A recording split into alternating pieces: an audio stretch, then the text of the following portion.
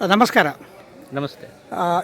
2025ನೇ ಇಸವಿಯ ಗೋಪಾಲ ಗೌರವ ಪ್ರಶಸ್ತಿಯನ್ನು ಈ ದಿವಸ ನೀವು ಬಾನ್ಕುಳಿ ಮಠದಲ್ಲಿ ರಾಮಚಂದ್ರಾಪುರ ಮಠಾಧೀಶರ ಕೈಯಿಂದ ಪ್ರಶಸ್ತಿಯನ್ನು ಪಡೆದಿದ್ದೀರಿ.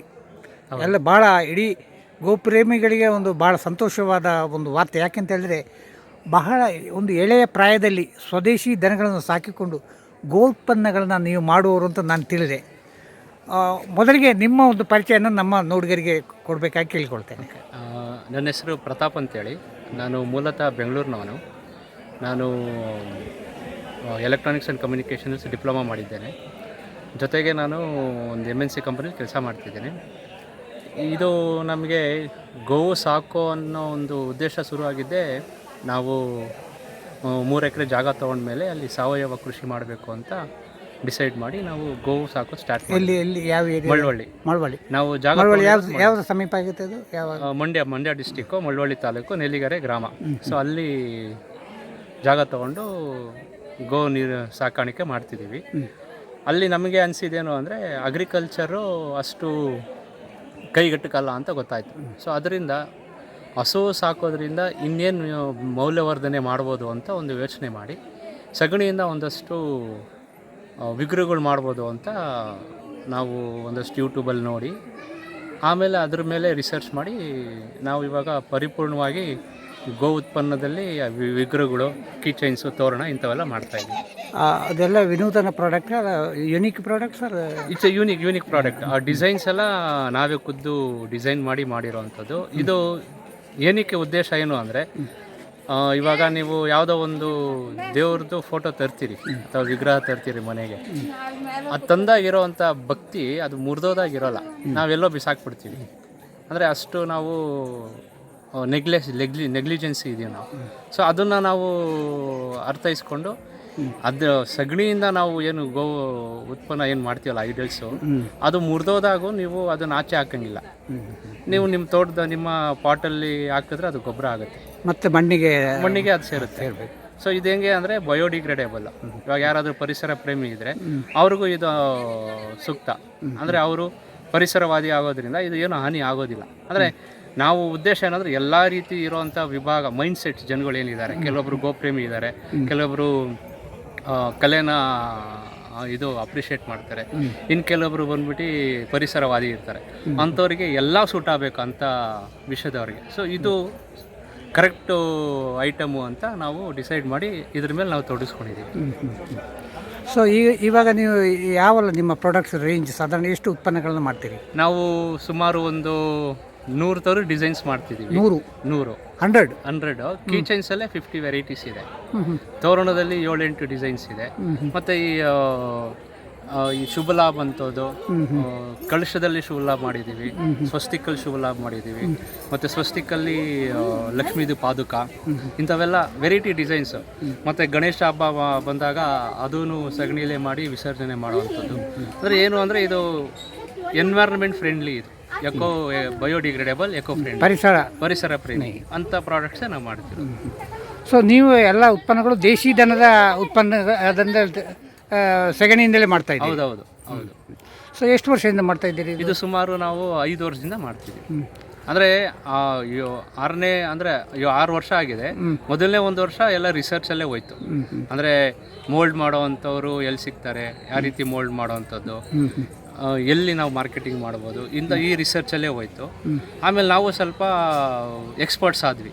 ಅಂದರೆ ಅದು ಇದೆಲ್ಲ ಬಂದ್ಬಿಟ್ಟು ಮ್ಯಾನ್ಯುವಲ್ ವರ್ಕ್ಸ್, ಇದು it's not a machinery work. So manual work ಆಗಿದ್ರೆ ವಿ ಹ್ಯಾವ್ ಟು ಲರ್ನ್, ನಾವು ಕಲ್ತು ಮಾಡಬೇಕಿತ್ತು. ಸೊ ಅದರಲ್ಲಿ ನಮಗೊಂದು ವರ್ಷ ಆಯಿತು. ಅಲ್ಲಿಂದ 2ನೇ ವರ್ಷದಿಂದ ನಾವು we started the marketing. So ಅವಾಗೂ ಇವಾಗೂ ತುಂಬ ಡಿಫ್ರೆನ್ಸ್ ಆಗಿದೆ. ಮುಂಚೆ ಆದರೂ ನಾವು ಹೇಳಬೇಕಿತ್ತು ಇದು ಗೋ ಉತ್ಪನ್ನ ಅಂತ. ಇವಾಗ ರೆಕಗ್ನೈಸ್ ಮಾಡ್ತಾರೆ, ಓಕೆ ಇದು ಗೋ ಉತ್ಪನ್ನ, ಜನರಿಗೆ ರೀಚ್ ಆಗ್ತಿದೆ, ಜನರಿಗೆ ಬೇಕು ಅಂತ ಅನಿಸ್ತದೆ, ಅನಿಸುತ್ತೆ. ಹೌದು, ಒನ್ ಟೈಮ್ ಆದರೂ ತಗೋಬೇಕು ಅಂತ ಅನಿಸುತ್ತೆ ಅವ್ರಿಗೆ. ಬಟ್ ಈಗಿನ ಆಧುನಿಕ ಮೆಷಿನ್ ಮೇಡ್ ಪ್ರಾಡಕ್ಟ್ ಮತ್ತು ನಿಮ್ಮದು ಹ್ಯಾಂಡ್ ಮೇಡು, ಅದು ಗೋಮಯದಿಂದ ಮಾಡುವಂಥದ್ದು. ಸೊ ಈ ಕಾನ್ಸೆಪ್ಟ್ ಜನರಿಗೆ ಅಥವಾ ಕಾಂಪಿಟೇಟಿವ್ನೆಸ್ ಮಾರ್ಕೆಟಲ್ಲಿ ಅದಿದೆ ಇರ್ತಲ್ಲ. ನಮ್ಮ ಉದ್ದೇಶ ಏನು ಅಂದರೆ we are not competing any one. We are competing our self ಅಂತ. ಅಂದರೆ ಇವಾಗ ಯಾರು 2 ರೂಪಾಯಿ ಕೊಡ್ತಾರೆ, ನಾವು 2 ರೂಪಾಯಿ ಕೊಡೋಕ್ಕಾಗಲ್ಲ, ಯಾಕಂದರೆ ಅದು ಮ್ಯಾನ್ಯುವಲ್ ವರ್ಕ್ ಜಾಸ್ತಿ ಇರುತ್ತೆ, ನಮ್ಮದು ಲೇಬರ್ ಎಕ್ಸ್ಪೆನ್ಸಿವ್ ಇರುತ್ತೆ. ಸೊ ಉದ್ದೇಶ ಏನು ಅಂದರೆ ನಾವು ಕೆಲಸ ಕೊಡಬೇಕು, ಮಿಷನರೀಸ್ ಕೊಡಬಾರ್ದು, ಕೆಲಸ ಜನಗಳು ಕೆಲಸ ಕೊಡಬೇಕು. ಆ ಉದ್ದೇಶದಿಂದ ನಾವು ಎಲ್ಲನೂ ಮ್ಯಾನ್ಯುವಲಲ್ಲೇ ಮಾಡ್ತಿರೋದು. ಸೊ ನಮ್ದು ಸ್ವಲ್ಪ ಎಕ್ಸ್ಪೆನ್ಸಿವ್ ಇರುತ್ತೆ. ಎಕ್ಸ್ಪೆನ್ಸಿವ್ ಅಂದರೆ ಒಂದು 2 ರೂಪಾಯಿ 3 ರೂಪಾಯಿ ಡಿಫ್ರೆನ್ಸಲ್ಲಿ ಇರುತ್ತೆ ಅಷ್ಟೇ, ಬಿಟ್ಟರೆ ಇನ್ನು ಆ ಥರದ್ದೇನೂ ಇರೋದಿಲ್ಲ. ಅಂದರೆ ನಮ್ದೇನು ಅಂದರೆ ನಮ್ಮದು ಕೆಮಿಕಲ್ ಫ್ರೀ, ಯಾವುದೇ ರೀತಿ ಕೆಮಿಕಲ್ ಹಾಕೋದಿಲ್ಲ ನಾವು. ಸಾಂಬ್ರಾಣಿ ಇರ್ಬೋದು, ಧೂಪ ಇರ್ಬೋದು, ಎಲ್ಲವೂ ಕೆಮಿಕಲ್ ಫ್ರೀನೇ ಮಾಡ್ತಿರೋದು. ಸೊ ಈಗ ಗೋ ಸಂರಕ್ಷಣೆಯಲ್ಲಿ ಈಗ ಗೋವನ್ನು ನಾವು ಉಳಿಸಬೇಕು, ಗೋ ಸಂರಕ್ಷಣೆ ಮಾಡಬೇಕು ಅಂತ ಒಂದು ಎಲ್ಲರ ಈ ಮಠಾಧೀಶನ ಸಲುವಾಗಿ ಎಲ್ಲ ಈ ಭಾರತೀಯರ ಒಂದು ಪರಿಕಲ್ಪನೆ ಅದು, ಗೋವು ಉಳಿಬೇಕು ಅಂತ ಹೇಳಿ. ಈ ಗೋವಿನ ಸಂರಕ್ಷಣೆಯಲ್ಲಿ ಯಾವುದು ಪ್ರಾಮುಖ್ಯತೆ ಹೇಳ್ತೀರಿ ನೀವು? ಗೋ ಉತ್ಪನ್ನಗಳ ಉಳಿದ ಉತ್ಪನ್ನಗಳು ಇದೆ ಅಲ್ಲ, ಇದೆ, ಎಲ್ಲ ಇದೆ. ಅಥವಾ ಗೋ ಆರ್ಥಿಕತೆ, ಗೋ ಆರ್ಥಿಕತೆ ಮೂಲ ಬರೋದೇ ಸಗಣಿಯಿಂದ. ಇವಾಗ ನೀವು ಗೋ ಉಳಿಬೇಕು ಅಂದರೆ ನೀವು ಬೇಕಾದ್ರೆ ನೀವು ರಿಸರ್ಚ್ ಮಾಡಿ. ನನ್ನ ರಿಸರ್ಚ್ ಪ್ರಕಾರ ಇವಾಗ ನಿಮ್ಮ ಹತ್ರ 3-4 ದನಗಳಿದೆ ಅಂದರೆ ನೀವು ವರ್ಮಿ ಕಾಂಪೋಸ್ಟ್ ಮಾಡೋದನ್ನ ಪ್ರಾಕ್ಟೀಸ್ ಮಾಡಿ, ನಿಮ್ಮ ತೋಟಕ್ಕೆ ಯೂಸ್ ಮಾಡಿ. ಫಸ್ಟು ನಿಮ್ಮ ತೋಟಕ್ಕೆ ಯೂಸ್ ಮಾಡಿದಾಗ ಅದರ ಔಟ್ಪುಟ್ ಬಂದಾಗ ನೀವು ಸುತ್ತಮುತ್ತಲಿರೋ ಜನಗಳನ್ನ ಕರೆಸಿ ತೋರಿಸಿ ನಿಮ್ಮ ಕಾಂಪೋಸ್ಟ್ನೇ ಅವ್ರ ತೋಟಕ್ಕೆ ಆಗೋ ಥರ ನೀವು ಇಂಟ್ರೊಡ್ಯೂಸ್ ಮಾಡಬೇಕು. ಸೊ ಅಲ್ಲಿ ನಿಮಗೆ ಏನು ಎಕಾನಮಿ ಸ್ಟಾರ್ಟ್ ಆಗ್ತದೆ. ನೀವು ಇನ್ನೂ ದೊಡ್ಡದಾಗಿ ಮಾಡಿದ್ರೆ ಅದು ಇನ್ನೂ ಚೆನ್ನಾಗಿರುತ್ತೆ. ಇವಾಗ ನಿಮ್ಮ ಹತ್ರ 50 ಹಸುಗಳಿದೆ, ಬೇಸಿಕ್ಕಾಗಿ ಮಾಡಬೇಕಾಗಿರೋದು ವರ್ಮಿ ಕಾಂಪೋಸ್ಟ್. ವರ್ಮಿ ಕಾಂಪೋಸ್ಟಿಂದ ನೀವು ಎಕಾನಮಿ ಫೀಸಬಲ್ ಆಗ್ಬೋದು. ದನ ಸಾಕ್ಲಿಕ್ಕೆ ಏನು ತೊಂದರೆ ಇಲ್ಲ. ಮೊದಲನೇದು ಮಾಡಬೇಕಾಗಿರೋದು ವರ್ಮಿ ಕಾಂಪೋಸ್ಟ್. ಇದು ತಂಬ್ರಲ್ ಆಗಿರ್ಬೇಕು, ಯಾರೇ ಸಾಕಿದ್ರು. ಮಿಕ್ಕಿದನ್ನ ನೀವು ಬೇರೆ ಉತ್ಪನ್ನಗಳು ಮಾಡೋದಕ್ಕೆ ಬೇರೆ ಗೋ ಉತ್ಪನ್ನಗಳನ್ನ ಮಾಡ್ಬೋದು, ಸರಿದೂಗಿಸ್ಕೊಳ್ಬೇಕು, ಮಾಡ್ಕೋಬೋದು. ನಿಮಗೆ ಹಾಲು ಬರುತ್ತೆ, ತುಪ್ಪ ಬರುತ್ತೆ, ಬೆಣ್ಣೆ ಬರುತ್ತೆ, ಇವೆಲ್ಲ ನೀವು ಮಾಡ್ಕೊಂಡು ಹೋಗ್ಬೋದು. ಸೊ ಗೋ ಆರ್ಥಿಕತೆಯಲ್ಲಿ ಪ್ರಾಮುಖ್ಯವಾದ ಗೋಮಯ, ಸಗಣಿಯ ಒಂದು ಗೋಮಯ ವಸತಿ ಲಕ್ಷ್ಮಿ ಅಂತ ಹೇಳಿದ್ದು ಇದಕ್ಕೋಸ್ಕರ. ಫಸ್ಟು ನಿಮ್ಮ ತೋಟಕ್ಕೆ ಹಾಕಿ ಅದರ ಔಟ್ಪುಟ್ನ ತೋರಿಸಿ, ಆಮೇಲೆ ಅವರು ನಿಮ್ಮದೇ ತೊಗೊಂಡು ಹೋಗ್ಬೇಕು.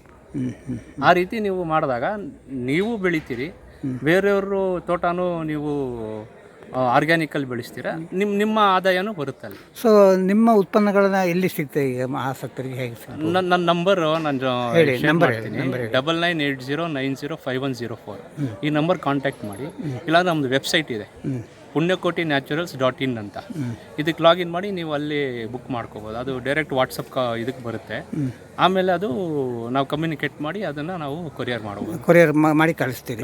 ಸೊ ಜನರಿಂದ ಏನು ಪ್ರೋತ್ಸಾಹ ಅಥವಾ ಜನರ ಮೈಂಡ್ ಸೆಟ್ ಅಲ್ಲಿ ಏನು ನೀವು ಬಯಸ್ತೀರಿ? ವಿಡಿಯೋ ಯಾರೇ ನೋಡಿರಲಿ ಇದನ್ನು ತುಂಬ ಹೆಚ್ಚಾಗಿ ಶೇರ್ ಮಾಡಿ. ಮೊದಲನೇದು ಅಟ್ಲೀಸ್ಟು ಒಂದು ಉತ್ಪನ್ನ ಆದರೂ ಗೋಮಯದಲ್ಲಿ ಇವ್ರು ಬಳಕೆ ಆಗಬೇಕು.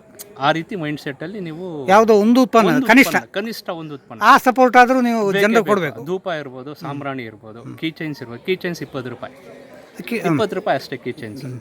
ಮತ್ತು ಇಂಥವೇ ಒಂದು ಯಾವುದಾದ್ರೂ ಒಂದು ಉತ್ಪನ್ನ ನಾವು ನನ್ನ ಮನೇಲಿ ನಾನು ಯೂಸ್ ಮಾಡ್ತೀನಿ ಅಂತ ಡಿಸೈಡ್ ಮಾಡಿ ನೀವು ಬೇರೆಯವ್ರಿಗೂ ಶೇರ್ ಮಾಡಿದಾಗ ಆ ಉದ್ದೇಶದಿಂದನೇ ಅದಾವಾಗ ಏನಾಗುತ್ತೆ, ಇದರಿಂದನೂ ಒಂದಷ್ಟು ಆದಾಯಗಳು ನಾವು ಪಡ್ಕೋಬೋದು. ಅದರಿಂದ ಗೋ ಸೇವೆನೂ ಆಗುತ್ತೆ, ನಮ್ಮ ಪರಿಸರನೂ ನಾವು ಕ್ಲೀನ್ ಮಾಡ್ಕೋಬೋದು. ಇದು ಉದ್ದೇಶ. ಈ ದಿವಸ ನಿಮಗೆ ಗೋಪಾಲ ಗೌರವ ಪ್ರಶಸ್ತಿ ಬಂತು. ಈ ಒಂದು ಸಂದರ್ಭದಲ್ಲಿ ಏನು ನಿಮ್ಮ ಅನಿಸಿಕೆ? ಏನಿಲ್ಲ, ಮಠಾಧೀಶರು ನಿಮ್ಮೊಂದು ಕೊಡುಗೆಯನ್ನು ಗಮನಿಸಿದ್ದಾರೆ ಅಂತ ಆಯಿತು. ಕೊಡುಗೆ ಅಲ್ಲ, ಅದು ಕೊಡುಗೆ ಅಂತ ನಾನು ಏನು ಹೇಳೋದಿಲ್ಲ. ಅದು ಮಾಡಿಸ್ತಾ ಹೋಯ್ತು, ಯಾವುದೋ ಶಕ್ತಿ ನಾವು ಮಾಡಿದ್ವಿ ಅಷ್ಟೇ. ನಾವು ಎಲ್ಲಿ ಬೆಂಗಳೂರಲ್ಲಿ ಬೆಳೆದವರು, ನಮ್ಮ ಗೋವು ಅಂದರೆ ಗೊತ್ತಿರಲಿಲ್ಲ. ವ್ಯವಸಾಯಕ್ಕೆ ಬಂದಾಗ ಗೋವು ಅಂತ ಗೊತ್ತಾಗಿದ್ದು. ಸೊ ಅದರಿಂದ ನಾವು ಇಲ್ಲಿವರೆಗೂ ಬಂದಿದ್ದೀವಿ. ಅಂದರೆ ಗೋವೇ ನಮ್ಮನ್ನು ಗುರುತಿಸಿದೆ. ಇವನು ಸೂಕ್ತ, ಇವನು ಈ ಕೆಲಸಕ್ಕೆ. ನಿಮಗೆ ಗೋವಿನ ಮೊದಲು ಪರಿಚಯ ಇರಲಿಲ್ಲ? ಏನು ಪರಿಚಯ ಇಲ್ಲ ನಮಗೆ. ನಾವು ಬೆಂಗಳೂರಲ್ಲಿ ಬೆಳೆದವರು. ಬೆಂಗಳೂರು ಕಲ್ತದ್ದು ಇಂಜಿನಿಯರಿಂಗ್ ಮಾಡ್ತಾ ಇರೋದು ಮಣ್ಣಿಗೆ, ಗೋವು ಮತ್ತೆ ಮಣ್ಣು ಕೆಲಸ ನೋಡಿ. ಎಲ್ಲ ನಾವು ಮೂಲ ಕ್ಷತ್ರಿಯರು, ನಾವು ಮರಾಠೀಸ್, ನಾವು ಕ್ಷತ್ರಿಯರು. ಇವಾಗ ನಾವು ಒಕ್ಕಲಿಗರಾಗಿದ್ದೀವಿ. ಅಂದರೆ ಗೋವು ನಮ್ಮನ್ನು ಸೆಲೆಕ್ಟ್ ಮಾಡ್ತು. ಆ ಗೋವಿಂದ ಇವರು ಸ್ವಾಮಿಗಳು ನಮ್ಮನ್ನು ಆಯ್ಕೆ ಮಾಡಿ ಈ ವರ್ಷ ಪ್ರಶಸ್ತಿ ಕೊಟ್ಟಿದ್ರು. ಸೊ ನಮ್ದು ಏನೂ ಇಲ್ಲ ಇಲ್ಲಿ, ಎಲ್ಲ ಗೋವು ಯಾವುದೋ ಶಕ್ತಿ ನಡೀತಾ ಇದ್ದೀವಿ ಅಷ್ಟೇ. ಶುಭಾಶಯಗಳು. ನಿಮ್ಮ ಪ್ರಾಡಕ್ಟ್ಗಳು ಇನ್ನಷ್ಟು ಜನರಿಗೆ ರೀಚ್ ಆಗಲಿ, ಜನರ ಬೆಂಬಲ ನಿಮಗೆ ಸಿಗಲಿ ಅಂತ ನಮ್ಮೆಲ್ಲರ ಒಂದು ಶುಭ ಹಾರೈಕೆಗಳು. Thank you. ನಮಸ್ತೆ. ಹರೇ ರಾಮ. ನಮಗೆ ಸೊ ನೀವು ಮಾಡ್ಬೋದು. ದೀಪದಿಂದ ಸ್ಟಾರ್ಟ್ ಮಾಡಿ, ಮನೆಯಲ್ಲೇ ಉಪಯೋಗಿಸಿ, ಧೂಪ ಮಾಡಿ, ಮನೆಯಲ್ಲೇ ಉಪಯೋಗಿಸಿ. ನಿಮ್ಗೆ ಎಕ್ಸ್ಪರ್ಟೈಸ್ ಬಂದಿಲ್ಲ ಅಂದರೆ ಯಾರಿದ್ದಾರೆ ಎಕ್ಸ್ಪರ್ಟ್ಸ್ ಅವರಿಂದ ಕೊಂಡ್ಕೊಳ್ಳಿ ಅಷ್ಟೇ. Thank you.